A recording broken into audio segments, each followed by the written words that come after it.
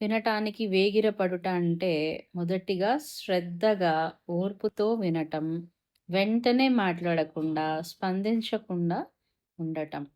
అంటే ఒకరు మాట్లాడుతున్నప్పుడు ముందుగా వాళ్ళు ఏం చెప్తున్నారో పూర్తిగా వినాలి. వెంటనే తీర్పు చెప్పకుండా, సమాధానం చెప్పడానికి త్వరపడకుండా ఉండాలి. హృదయంతో అర్థం చేసుకునే ప్రయత్నం చేయాలి.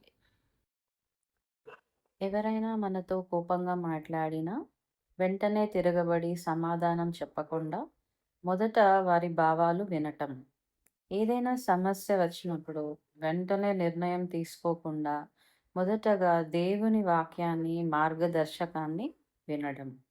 ఎవరైనా మన దగ్గర తమ బాధ చెబితే నాకు సమయం లేదు అనకుండా వారి మాటలు నిశ్శబ్దంగా వినటం. ఎందుకు వినటం అనేది ముఖ్యమో, వినటానికి ఎందుకు వేగిరపడాలి? వినటం వల్ల మనుష్యుల మధ్య దూరం తగ్గుతుంది.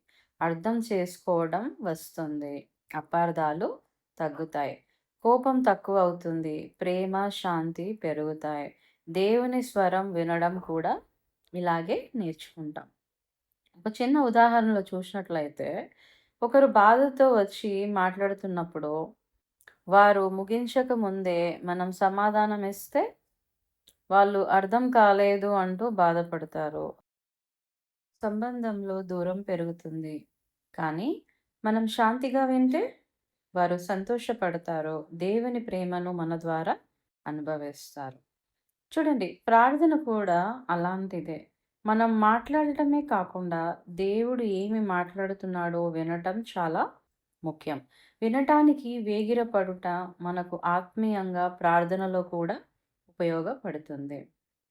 ఒక చిన్న మాటలో చెప్పాలంటే, ముందుగా విను, తర్వాత ఆలోచించు, చివరగా మాట్లాడు. ఇది బుద్ధి, శాంతి, ప్రేమ యొక్క మార్గము.